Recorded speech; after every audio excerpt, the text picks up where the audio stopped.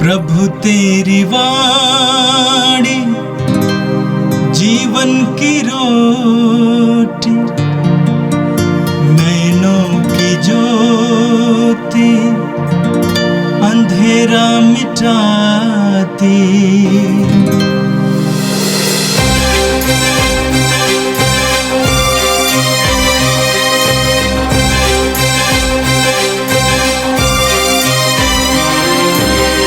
प्रभु तेरी वाणी जीवन की रोटी, नैनों की ज्योति अंधेरा मिटाती। प्रभु तेरी वाणी जीवन की रोटी, नैनों की ज्योति अंधेरा मिटाती। वाणी वाणी वाणी वाणी वाणी पवित्र है, शाश्वत है, जीवन का मन्ना है। 22 जनवरी सोमवार। पहला पाठ शामूएल का दूसरा ग्रंथ अध्याय 5 पद संख्याएं 1 से 7 और 10। इस्राएल के सभी वंशों ने हेब्रोन में दाऊद के पास आकर कहा, देखिए हम आपके रक्त भाई हैं। पहले भी जब शाऊल हम पर राज्य करते थे, आप ही इस्राएलियों को युद्ध के लिए ले जाते और वापस लाते थे। प्रभु ने आपसे कहा है, तुम ही मेरी प्रजा इस्राएल के चरवाहा, इस्राएल के शासक बन जाओगे। इस्राएल के सभी नेता हेब्रोन में राजा के पास आए और दाऊद ने हेब्रोन में प्रभु के सामने उसके साथ समझौता कर लिया और उन्होंने दाऊद का इस्राएल के राजा के रूप में अभिषेक किया। जब दाऊद राजा बना तो उसकी उम्र 30 बरस की थी और वह 40 बरस तक राज्य करता रहा। उन्होंने हेब्रोन में 7.5 बरस तक यूदा पर राज्य किया और यरूशलेम में 33 बरस तक समस्त इस्राएल और यूदा पर राज्य किया। राजा ने अपने सैनिकों के साथ यरूशलेम जाकर यबूसियों पर, जो वहाँ के निवासी थे, आक्रमण किया। उन्होंने दाऊद से कहा, तुम यहाँ प्रवेश नहीं करोगे, अंधे और लंगड़े ही तुमको भगा देंगे। कहने का अभिप्राय यह था कि दाऊद यहाँ कभी प्रवेश नहीं कर सकेगा, किंतु दाऊद ने सियोन के किले पर अधिकार कर लिया और उसका नाम दाऊद नगर रखा। दाऊद की शक्ति निरंतर बढ़ती गई और प्रभु विश्वमंडल का ईश्वर उसका साथ देता रहा। यह प्रभु की वाणी है। संत मार्कुस के अनुसार पवित्र सुसमाचार अध्याय 3 वाक्य 22 से 30 तक। यरूशलेम से आए वे शास्त्री कहते थे, उसे बेल्जेबुल सिद्ध है और वह नरकदूतों के नायक की सहायता से नरकदूतों को निकालता है। ईसा ने उन्हें अपने पास बुलाकर यह दृष्टांत सुनाया, शैतान शैतान को कैसे निकाल सकता है? यदि किसी राज्य में फूट पड़ गई हो तो वो राज्य टिक नहीं सकता। यदि किसी घर में फूट पड़ गई हो तो वो घर टिक नहीं सकता। और यदि शैतान अपने ही विरुद्ध विद्रोह करे और उसके यहाँ फूट पड़ गई हो तो वो टिक नहीं सकता, उसका सर्वनाश हो गया है। कोई किसी बलवान के घर में घुसकर उसका सामान तब तक नहीं लूट सकता जब तक कि वह उस बलवान को न बांध ले। इसके बाद ही वह उसका घर लूट सकता है। मैं तुम लोगों से ये कहता हूं, मनुष्य चाहे जो भी पाप या ईश निंदा करें, उन्हें सबकी क्षमा मिल जाएगी, परंतु पवित्र आत्मा की निंदा करने वाले को कभी क्षमा नहीं मिलेगी। वो अनंत पाप का भागी है। उन्होंने यह इसीलिए कहा कि कुछ लोग कहते थे उसे अवधूत सिद्ध है। यह प्रभु का दिव्य सुसमाचार है। ख्रिस्त प्रभु की जय। मेरे प्रिय भाई और बहनों, आज का पहला पाठ शमूएल के दूसरे ग्रंथ के अध्याय 5 से लिया गया था। आज के पाठ में आपने सुना कि इस्राएली लोग दाऊद को अपने राजा के रूप में अभिषेक देते हैं। वैसे शमूएल के पहले ग्रंथ के अध्याय 16 में हम पढ़ते हैं कि ईश्वर के आदेश के अनुसार शमूएल ने दाऊद को इस्राएल के राजा के रूप में अभिषेक दिया था और पवित्र आत्मा उस समय से दाऊद के अंदर क्रियाशील रहा। शक्तिशाली ढंग से दाऊद के अंदर पवित्र आत्मा, ईश्वर का आत्मा क्रियाशील था।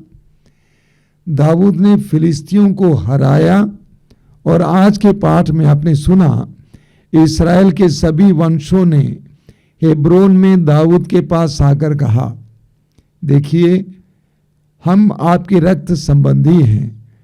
जब शाऊल हम पर राज्य करते थे तब पहले भी आप ही इस्राएलियों को युद्ध के लिए ले जाते और वापस लाते थे। प्रभु ने आपसे कहा है, तुम ही मेरी प्रजा इस्राएल के चरवाहा, इस्राएल के शासक बन जाओगे। इस्राएल के सभी नेता हेब्रोन में राजा के पास आए और दाऊद ने हेब्रोन में प्रभु के सामने उनके साथ समझौता कर लिया। उन्होंने दाऊद का इस्राएल के राजा के रूप में अभिषेक दिया। आगे लिखा हुआ है, जब दाऊद राजा बना तो उसकी उम्र 30 वर्ष की थी और वो 40 वर्ष तक राज्य करता रहा। उसने हेब्रोन में 7.5 वर्ष तक यहूदा पर राज्य किया और यरूशलेम में 33 वर्ष तक समस्त इस्राएल और यहूदा पर राज्य किया। लोगों ने दाऊद को राजा के रूप में अभिषेक किया और राजा दाऊद इस्राएल का सबसे यशस्वी राजा था, जिसने 40.5 वर्ष तक शासन किया। क्या इस संसार में कोई ऐसा राजा है या शासक है जिसने 40 साल तक शासन किया? मैं नहीं जानता, लेकिन राजा दाऊद के बारे में लिखा हुआ है कि उसने 40 वर्ष तक इस्राएल पर शासन किया। वाक्य 10 में लिखा हुआ है, दाऊद की शक्ति निरंतर बढ़ती गई क्योंकि प्रभु विश्वमंडल का ईश्वर उसका साथ देता रहा। दाऊद की शक्ति बढ़ती गई क्योंकि विश्वमंडल का प्रभु ईश्वर उसका साथ देता रहा। हम मनुष्य हैं, हमारे अंदर बहुत सारी शक्तियां हैं और क्षमताएं हैं, हमारे अंदर बहुत सारी प्रतिभाएं हैं, लेकिन इसका स्रोत कौन है या क्या है? ईश्वर है। हमारी सारी शक्तियों का, प्रतिभाओं का, क्षमताओं का स्रोत ईश्वर है। अगर हम उस ईश्वर के साथ जुड़ा हुआ जीवन जिएंगे, अगर वही शक्ति और सामर्थ्य का स्रोत हमारे साथ रहेगा, तो हमारी शक्ति दुगुनी होती जाएगी, बढ़ती जाएगी और हम जीवन में सफल होते जाएंगे। कई युवक युवतियों से मैं यही कहता हूं, बेटा तुम बहुत परिश्रम करते हो, अपनी बुद्धि का पूरा फायदा उठाने का प्रयास करते हो, लेकिन अगर तुम बुद्धि के दाता के साथ जुड़ोगे तो तुम्हारी बुद्धि दुगुनी हो जाएगी। यूहन्ना के सुसमाचार के अध्याय 15 वाक्य 5 में प्रभु यीशु कहते हैं, मैं दाखलता हूं और तुम डालियां हो। मैं दाखलता हूं और तुम डालियां हो। जो मुझ में रहता है और मैं जिसमें रहता हूं वही बहुत फलता है, क्योंकि मुझसे अलग रहकर तुम कुछ भी नहीं कर सकते। हम पुराने विधान में उत्पत्ति ग्रंथ में यूसुफ के बारे में भी पढ़ते हैं। यूसुफ जहां कहीं भी जाता था उसको सफलता मिलती थी, क्योंकि ईश्वर उसके साथ था।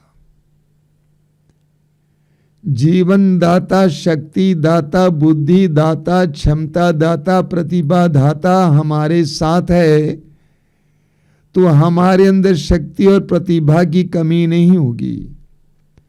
हम इस्यास नबी के ग्रंथ के अध्याय 40 उसके वाक्य 41 में पढ़ते हैं, जो प्रभु की प्रतीक्षा में होता है, जो प्रभु पर भरोसा रखता है, उसमें नई स्फूर्ति मिलती रहती है। जो प्रभु की प्रतीक्षा में है, जो प्रभु के साथ जुड़ा हुआ रहता है और जो प्रभु पर भरोसा रखता है, उसमें नई स्फूर्ति मिलती रहती है। दाऊद के बारे में हमने सुना कि वो शक्ति में बढ़ता गया, निरंतर बढ़ता गया, क्योंकि विश्वमंडल का प्रभु ईश्वर उसको साथ देता रहा। एक बहुत ही महत्वपूर्ण सूत्र है, मंत्र है। विश्वमंडल का प्रभु ईश्वर उसको साथ देता रहा, इसीलिए वो शक्ति में निरंतर बढ़ता रहा।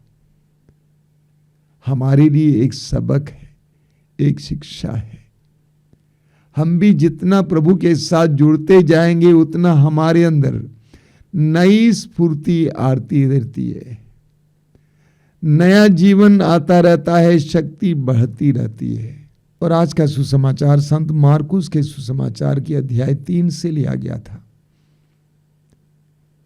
हम चारों सुसमाचारों में पढ़ते हैं कि प्रभु यीशु चारों ओर घूम घूम कर ईश्वर के राज्य की घोषणा करते रहे। साथ साथ वे बड़े बड़े चिन्ह और चमत्कार भी प्रकट करते रहे। वे रोगियों को चंगा करते थे, अबदूतग्रस्त लोगों को छुटकारा देते थे। मत्ती के सुसमाचार के अध्याय 8 उसके वाक्य 16 में हम पढ़ते हैं, संध्या होने पर लोग बहुत से अबदूतग्रस्तों को यीशु के पास ले आए और यीशु ने शब्द मात्र से अबदूतों को निकाला और सब रोगियों को चंगा किया। यीशु ने शब्द मात्र से अबदूतों को निकाला। सुसमाचारों में कई उदाहरण हमें मिलते हैं जहां प्रभु उस अबदूतों को आदेश देते हैं और वे निकल जाते हैं। सुसमाचार में हमें यह भी पढ़ने को मिलता है कि प्रभु यीशु जहां कहीं भी जाते थे, अबदूतग्रस्त परेशान हो जाते थे। अबदूत चिल्लाने लगते थे, दुष्ट आत्माएं चिल्लाने लगती थी और प्रभु उन्हें आदेश देते थे कि उन लोगों को छोड़कर चले जाएं। तो यीशु के द्वारा बड़े बड़े कार्य होते थे। प्रेरित चरित्र अध्याय 10 उसके वाक्य 38 में हम पढ़ते हैं, ईश्वर ने यीशु को पवित्र आत्मा तथा सामर्थ्य से परिपूर्ण किया और वे चारों ओर घूम घूम कर भलाई करते रहे और शैतान के वश में पड़े रोगियों को चंगा करते थे। इन सारे कार्यों को देखकर शास्त्री लोगों ने क्या कहा? शास्त्री कहते थे उसे बेल्जेबुल सिद्ध है और वो नरक दूतों के नायक की सहायता से नरक दूतों को निकालता है। शास्त्री और फरीसी यीशु के अंदर क्रियाशील पवित्र आत्मा को देख नहीं पाए। उनके हृदय कठोर थे। वे यीशु के द्वारा किए जाने वाले सारे कार्यों को शैतान के कार्य कहने लगे।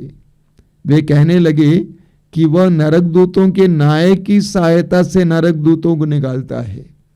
प्रभु यीशु ने जवाब में क्या कहा? शैतान शैतान को कैसे निकाल सकता है? यदि किसी राज्य में फूट पड़ गई हो तो वह राज्य टिक नहीं सकता। यदि किसी घर में फूट पड़ गई हो तो वह घर टिक नहीं सकता। और यदि शैतान अपने ही विरुद्ध विद्रोह करे और उसके यहाँ फूट पड़ गई हो तो वो टिक नहीं सकता है, उसका सर्वनाश हो जाएगा। आगे प्रभु यीशु एक बहुत महत्वपूर्ण बात कहते हैं, कोई किसी बलवान के घर में घुसकर उसका सामान तब तक लूट नहीं सकता जब तक कि वह उस बलवान को ना बांध ले, इसके बाद ही वो उसका घर लूट सकता है। प्रभु कहते हैं किसी बलवान को बांधने के लिए, उसको हटाने के लिए, उसको नष्ट करने के लिए उससे भी बड़े बलवान व्यक्ति की आवश्यकता होती है। यानी प्रभु परोक्ष रूप से उन शास्त्रियों से कह रहे थे, अगर मैं नरक दूतों को, अवधूतों को निकालता हूं तो इसका कारण यह है कि मेरे अंदर अवधूतों को निकालने के लिए शक्ति है। इस बात को क्यों नहीं मानते? योहन का पहला पत्र अध्याय 3 वाक्य 8, योहन कहता है कि ईश्वर का पुत्र इसलिए प्रकट हुआ कि शैतान के कार्य समाप्त कर दे। प्रभु यीशु ईश्वर के पुत्र थे, ईश्वर का सामर्थ्य उनके अंदर कार्य कर रहा था।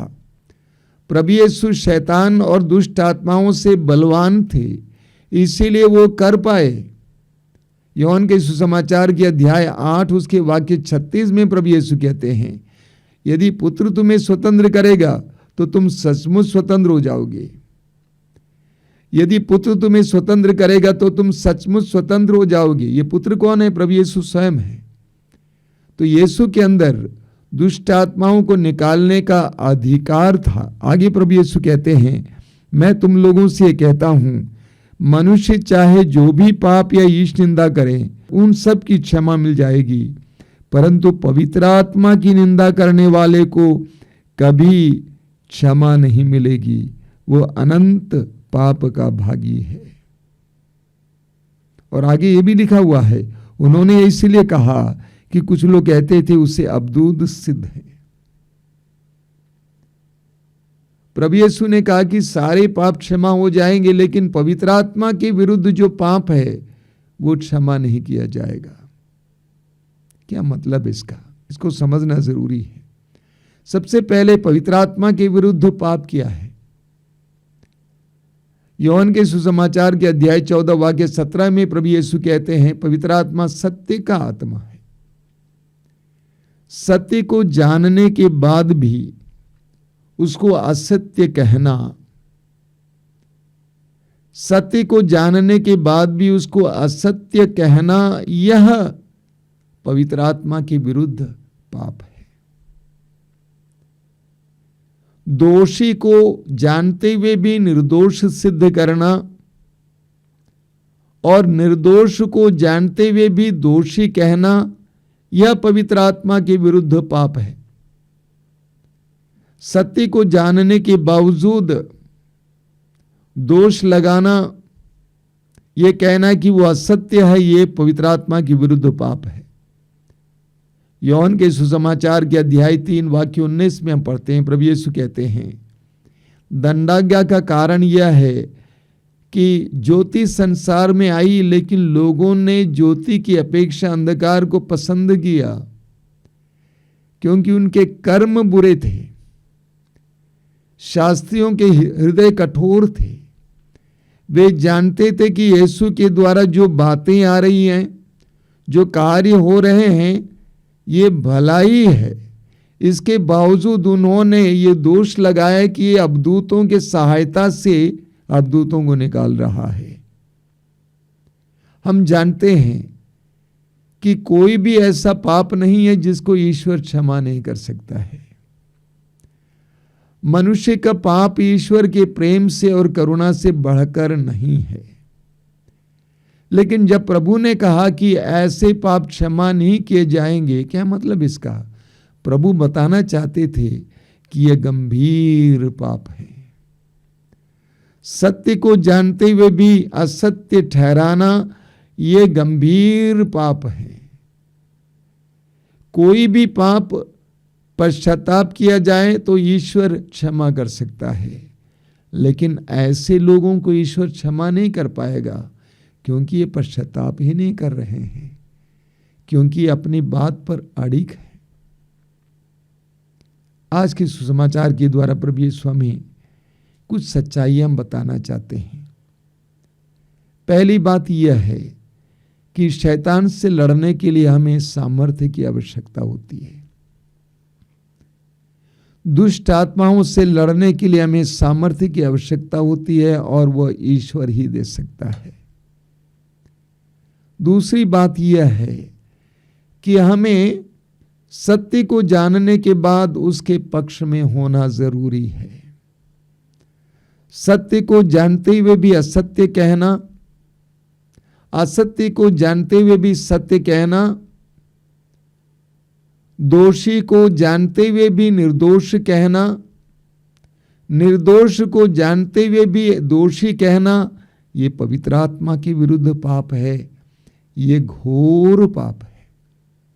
आइए हम प्रार्थना करें। प्रभु यीशु धन्यवाद देते हैं आज के सुंदर वचनों के लिए। धन्यवाद देते हैं कि क्योंकि तू हमें सिखा रहा है, आध्यात्मिक बातों के बारे में सिखा रहा है। हमारी बुद्धि को खोलिए, तेरे वचनों को ग्रहण करने के लिए हमें कृपा दीजिए। ये प्रभु यीशु आज का संपूर्ण दिन इन सभी भाई बहनों के लिए जो इन वचनों को सुन रहे हैं, आशीष का दिन बने, कृपा का दिन बने। वे जहां कहीं भी जाएं उन्हें तेरी सुरक्षा का अनुभव हो, तेरे संरक्षण का अनुभव हो।